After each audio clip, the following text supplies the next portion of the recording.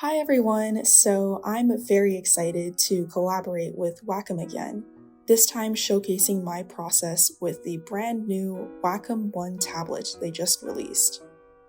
This screen tablet is geared towards digital art newcomers, and I have to say it is very accessible, and its functions are wholly intuitive.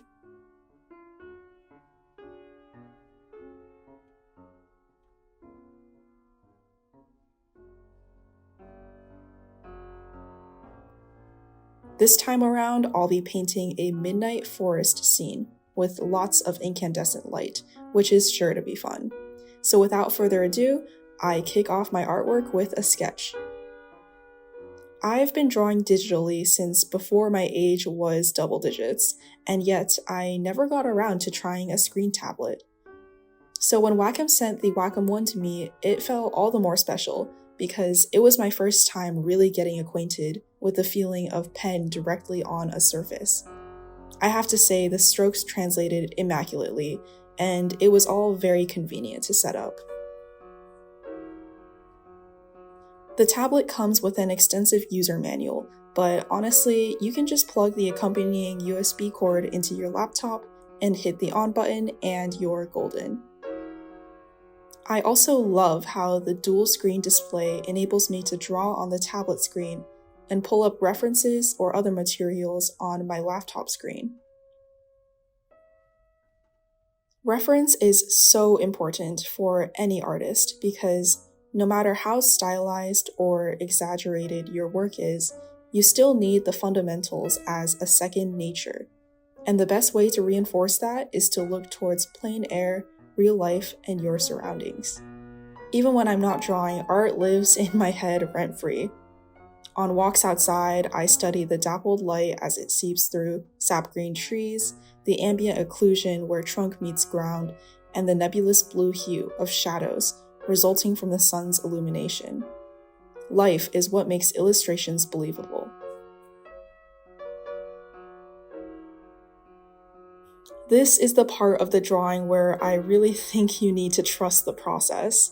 I use a lot of color adjustment layers, and as a result, the base colors, known as local color, aka what an object would look like without any special lighting circumstances, tend to appear rather garish as I'm rendering them. But fear not, because the multiply layer is here to save the day. So this piece serves not only as a process breakdown, but also as a promotional illustration for Wacom. I was tasked with adhering to the fall-winter theme of the campaign. Initially, I depicted my character in a rather mundane way, simply drawing at night in her bedroom. But iteration is the keystone of design, and I'm a firm believer that your first idea is never your best one. I didn't like how quotidian and predictable that scene felt, so I thought, what if I transported my character into the scene that she was drawing? What if her room bled into the thick brush of nature, as interior and exterior blurred into one surreal, fantastical image? This sounded a lot more riveting, and I continued ideating different ways to kind of merge the two settings.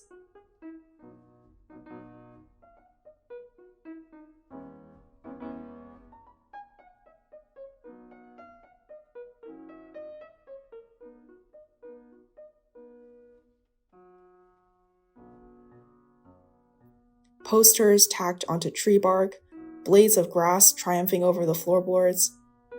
I wanted to capture that feeling of being so absorbed in your artwork that you forget where you are. To me, that's the joy of making art, a form of escapism, a temporary meditative state where dreams can flourish.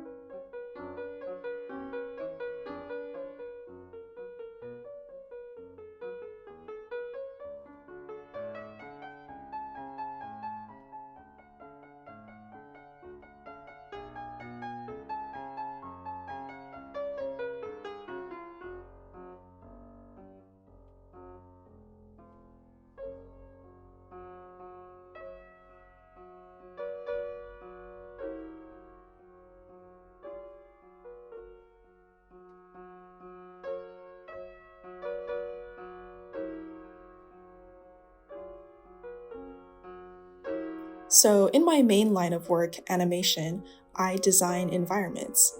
I think it's funny because when I tell people I work in animation, they always ask, "Oh, what kinds of characters do you make?" And I'm just like, "Nah, man, I draw buildings for a living."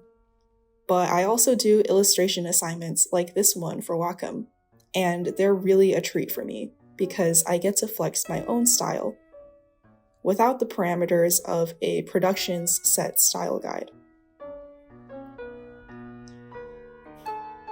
Still, I think my affinity for backgrounds and props trickles into my illustrative work.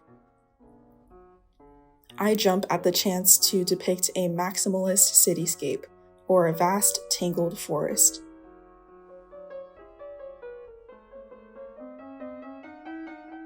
I think in a way environments are characters themselves. They tell a metaphysical story about what a setting is and what defines it. Not only that, but like all good design, you don't really need to think twice. You just suspend your disbelief, allowing the infinite dimensional world to be translated into a 2D approximation that manages to elevate reality.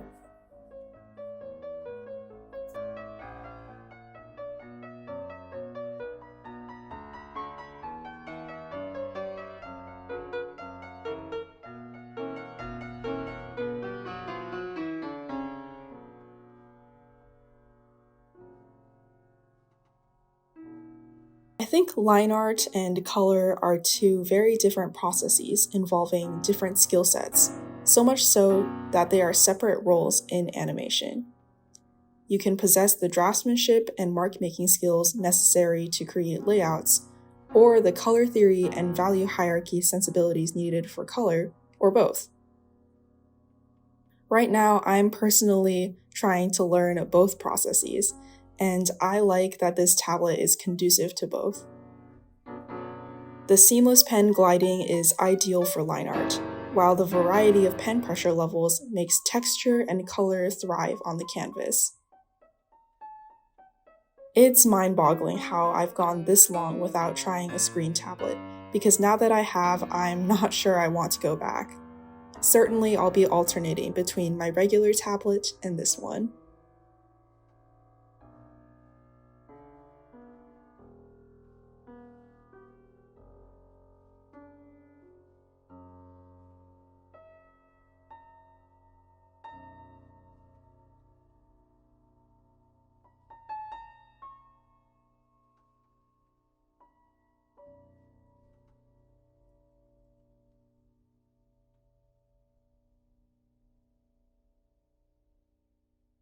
So now that I'm wrapping up the details, this piece is about done. Thank you so much for following along, and thank you again to Wacom for this wonderful opportunity. I hope I've convinced you of the capabilities of this tablet, and I'll see you next time.